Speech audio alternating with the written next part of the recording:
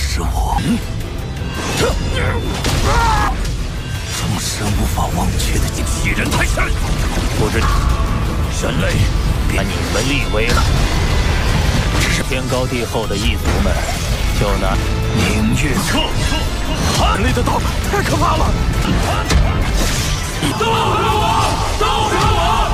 Halo kalian semua, selamat datang di channel Donghua Singkat. Bagaimana kabar kalian semua? Mimin harap kalian semua baik-baik saja. Dan pada video kali ini kita akan membawakan konten spoiler dari serial Donghua Soilstar episode ke-192, yang pada cerita sebelumnya Lo Fong telah mendapatkan harta karun dari ras Yanjin, yaitu sarung tangan pengunci udara, sebuah sarung tangan yang memiliki serangan hukum ruang, dan juga Lo Fong mendapatkan kekayaan sampai 560 miliar yang uang tersebut langsung Lo Fong gunakan untuk melakukan pembelanjaan investasi kekuatannya. Dan setelahnya Lo Fong melakukan pemburuan kepada Kaisar Lonceng Ungu, yang singkatnya Lo Fong telah bertemu dengan Kaisar Lonceng Ungu, dan Kaisar Lonceng Ungu juga membawa aliansinya yang berada di ranah Anding Kaisar Batas, yaitu setengah langkah dari Universe Night. Tetapi karena Lo Fong memiliki senjata sarung tangan pengunci udara, membawa Lo Fong bisa menjebak mereka semua dan meledakkan mereka semua menggunakan kristal dewa apinya. Dan setelahnya Lo Fong menewaskan Kaisar Lonceng Ungu menggunakan pedang yang telah dioleskan dari racun Feimo, dan itu merupakan inti cerita pada cerita sebelumnya. Kalau gitu pun sekarang langsung saja kita masuk ke bagian cerita terbaru. Cerita ini berlanjut dengan kematian dari Kaisar Lonceng Ungu, yang di saat Kaisar Lonceng Ungu ia tewas, ia sempat untuk memberikan pesan virtual secara massal, yang pesan virtual tersebut tersebar di camp automaton, yang pesan itu berisikan mengenai lokasi keberadaan Lo Fong terbaru. Para kaisar automaton yang sempat menerima pesan itu, mereka sedikit ragu dan tidak percaya dengan Kaisar Lonceng Ungu. Tetapi juga setelahnya mereka mendapatkan laporan vital dari Kaisar Lonceng Ungu yang telah tewas, yang hal ini seketika membuat para anggota Kaisar automaton mereka percaya bahwasanya Kaisar Lonceng Ungu telah benar memberikan lokasi terbaru dari Lo Fong, karena ternyata ia yang telah gugur dalam pertarungan menghadapi Lo Fong. Dan lalu pun banyak kaisar dari ras automaton mereka langsung membentuk aliansi dan bergegas menuju ke lokasinya Lo Fong. Dengan mereka juga yang berhati-hati karena mereka sadar mungkin ada jebakan yang telah dipersiapkan oleh Lo Fong.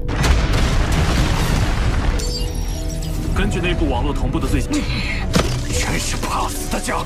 那个名为杨的人类。 Dan untuk nasib dari Kaisar Lonceng Ungu, Kaisar Lonceng Ungu kemungkinan besar tidak akan dibangkitkan kembali oleh ranah Universe Master. Yang walaupun Kaisar Lonceng Ungu memiliki bakat yang hebat, tetapi Kaisar Lonceng Ungu sendiri telah menyatu dengan harta tingkatan tinggi, yaitu lonceng kuno. Yang jika seorang pejuang telah menyatu dengan harta tertentu, maka untuk melakukan kebangkitan akan sangat sulit karena koneksi dari pejuang dan juga harta kunonya yang masih menempel. Dan jika kedua hubungan ini tidak dipisah, maka kebangkitan dari Kaisar Lonceng Ungu akan memberikan serangan balik dari orang yang membangkitkannya, yaitu sang Universe Master. Dan jika dicoba untuk dilepaskan antara Kaisar Lonceng Ungu dan juga harta loncengnya, maka membutuhkan harga yang sangat mahal, bahkan setara dengan kebangkitan dari ranah Universe Vulnerable. Jadi secara perhitungan, kebangkitan dari Kaisar Lonceng Ungu justru memberikan kerugian besar daripada keuntungan.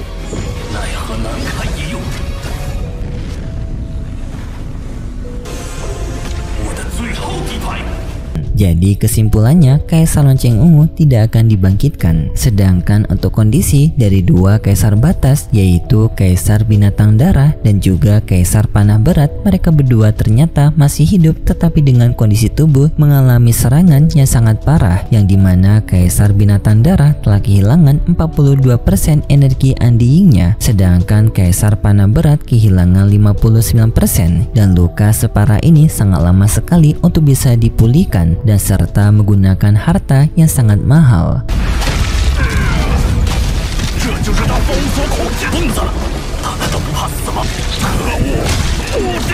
Dan untuk Lo Feng, ia mengambil semua harta yang dimiliki oleh Kaisar Lonceng Ungu, yaitu cincin dunia, Amor, dan juga lonceng kuno. Tetapi tak lama kemudian tiba-tiba saja puluhan Kaisar Otomaton muncul melakukan pengepungan kepada Lo Feng. Dan di saat itu Kaisar Binatang Darah dan juga Kaisar Panah Berat, mereka memutuskan untuk mengambil kesempatan ini kabur dari Lo Feng dengan mereka melakukan pelarian berbeda arah agar Lo Feng hanya memiliki satu kesempatan untuk mengejar salah satu dari mereka. Lo Feng pun memutuskan untuk mengejar Kaisar Panah Berat karena kondisi dari Kaisar Panah Berat yang lebih luka parah daripada Kaisar Binatang Darah, yang dengan menggunakan sayap Shaonya, Lo Feng dapat mengejar Kaisar Panah Berat dengan sangat cepat dan pada akhirnya bisa menyusul Kaisar Panah Berat. Kaisar Panah Berat mencoba melawan dengan ia menggunakan tembakan busur panahnya, yang serangan tersebut untungnya dapat ditahan Lo Feng menggunakan sayap Shaonya.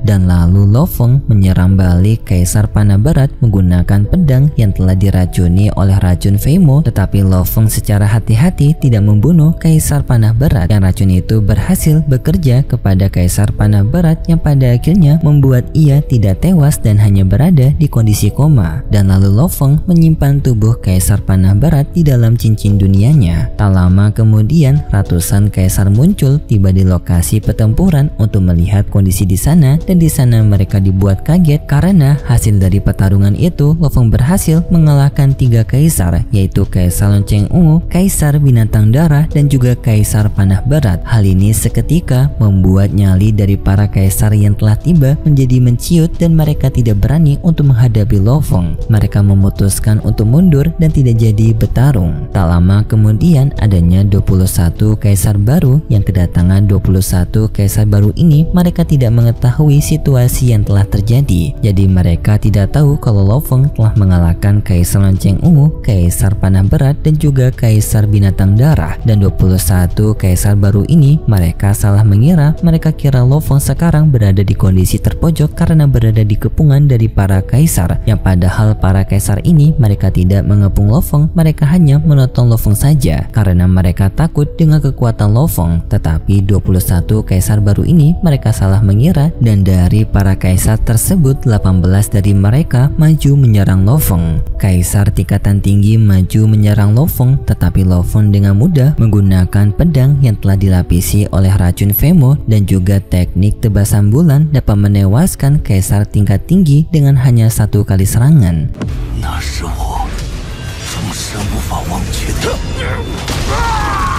Hal ini membuat banyak kaisar yang menonton menjadi merinding karena kaisar tingkat tinggi bisa dikalahkan dengan hanya 1 kali tebasan. Dan dalam waktu yang singkat Lo Feng menyerbu mereka, yang dari 18 kaisar Lo Feng dapat menewaskan 13 kaisar dengan sekali tebasan juga.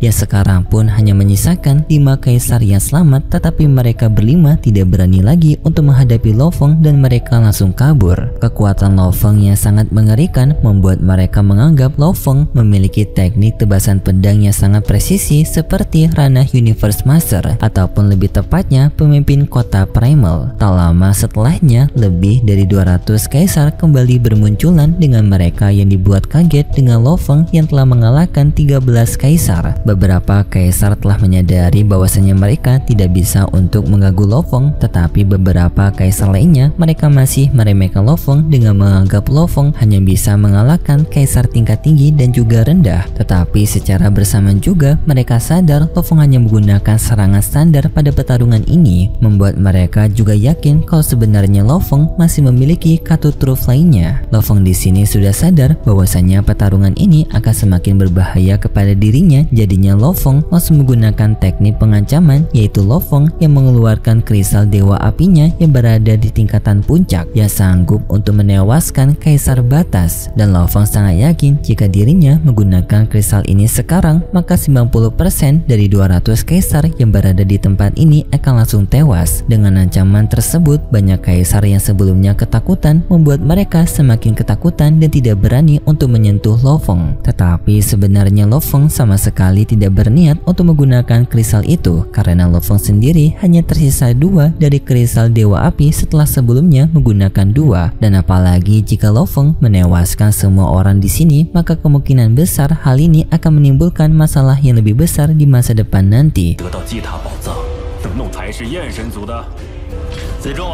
Karena para kaisar sendiri merupakan ranah yang cukup langka, dan jika mereka semua dihabisi oleh Lo Feng, maka kemungkinan background mereka akan mencari Lo Feng untuk balas dendam. Jadinya Lo Feng tidak ingin mengambil tindakan gegabah. Tak lama kemudian adanya Kaisar Xiwu yang datang ke tempat Lo Feng. Dengan di sana Kaisar Xiwu cukup kaget dengan Lo Feng yang memiliki kristal dewa api tingkatan tertinggi, dan Kaisar Xiwu membantu Lo Feng untuk bisa keluar dari situasi ini, yaitu dengan mengajak Lo Feng untuk pergi bersamanya. Lo Feng mengikuti perkataan Kaisar Xiwu, dan di sana 200 kaisar lainnya mereka tidak berani untuk mencegat Lo Feng ataupun menghentikan Lo Feng karena mereka sadar ancamannya yang terlalu besar, dan mereka semua mengakui kalau Lo Feng merupakan prajurit absolut, dan mereka pun memberikan julukan baru kepada Lo Feng sebagai Kaisar Sungai Pedang karena serangan Lo Feng yang dapat menimbulkan jejak pedang, yang jejak pedang tersebut mirip dengan sebuah sungai. Jadinya hal itu memberikan julukan kepada Lo Feng sebagai Kaisar Sungai Pedang. Julukan itu dengan cepat langsung menyebar ke seluruh dunia virtual, dari ke seluruh camp automaton, serangga, manusia, dan juga demon, membuat Lo Feng semakin terkenal dengan kekuatannya yang mengancam. Sedangkan Kaisar Binatang Darah yang telah kabur, ia sekarang mendapatkan julukan yang buruk karena kabur dari pertarungan menghadapi Lo Feng, yang karena ia sendiri ranahnya sudah berada di batas kaisar, yang membuat hal itu menjadi aib yang besar bagi Kaisar Binatang Darah. Tapi ia sadar dengan kekuatannya sekarang ia masih akan kesulitan untuk menghadapi Lo Feng, dan di sini Kaisar Binatang Darah akan mencoba untuk memulihkan kembali kekuatannya setelah 42% energi andingnya menghilang, yaitu selama 100 juta tahun, dan mencoba untuk menerobos ranah ke Universe Vulnerable ataupun Universe Night.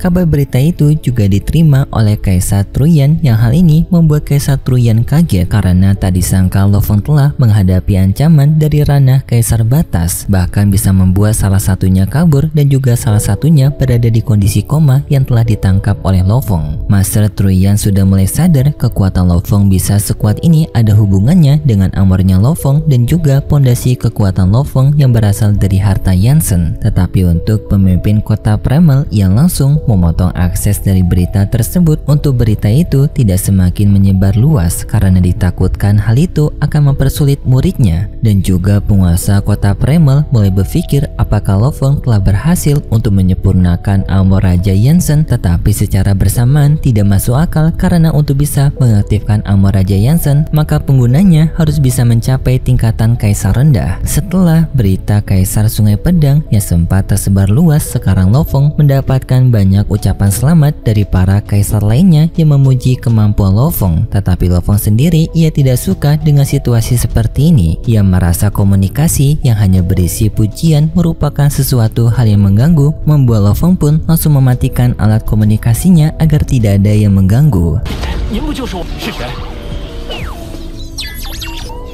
Dan lalu pun Lo Feng berfokus untuk memeriksa harta jarahannya, yaitu Lo Feng memeriksa harta dari Kaisar Lonceng Ungu, yang di sana Lo Feng mendapatkan harta utama dari Kaisar Lonceng Ungu, yaitu harta lonceng kuno. Yang harta lonceng kuno sendiri memiliki kegunaan untuk sebagai sistem pertahanan yang dapat meredam 90% serangan fisik dan juga jiwa, yang kemampuannya sama seperti armor emasnya Lo Feng. Tetapi sayangnya Lo Feng tidak bisa untuk menggunakan harta kata lonceng kuno ini jika ia menggunakan armornya, jadinya Lo Fong hanya bisa memilih salah satu, lonceng kuno atau armornya. Tetapi Lo Fong pada akhirnya tetap untuk memilih armornya karena armornya yang lebih cocok daripada lonceng kuno ini. Dan untuk nasib dari Kaisar Panah Berat yang telah Lo Fong tangkap, di sini Lo Fong memiliki ide untuk menggunakan Kaisar Panah Berat menjadi budaknya. Yang hal itu bisa dilakukan oleh Lo Fong karena Lo Fong memiliki pemahaman kekuatan mental jiwa yang sangat dalam. Tetapi sayangnya sekarang Kaisar Panah Berat berada di kondisi koma dan juga luka parah sampai telah kehilangan banyak energi undyingnya. Lo Fong seketika mendapatkan dilema yang dimana Lo Fong tahu untuk bisa memulihkan kondisi dari Kaisar Batas seperti Kaisar Panah Berat akan membutuhkan harta yang sangat mahal. Tetapi jika berhasil, maka kekuatan tempurnya Lo Fong akan semakin meningkat karena ranah batas Kaisar yang sangat menggiurkan, setengah langkah untuk Universe Vulnerable. Apalagi Kaisar Panah Berat memiliki teknik teleportasi yang membawa Lo Fong bisa untuk menggunakan teleportasi tanpa bantuan dari Kaisar Fantasi Bintang. Dan seluruh total harta kekayaan yang Lo Fong dapatkan dari jarahan pertempuran sebelumnya, Lo Fong mendapatkan 60 miliar logam campuran dari harta Kaisar Panah Berat, 50 miliar elemen campuran dari 13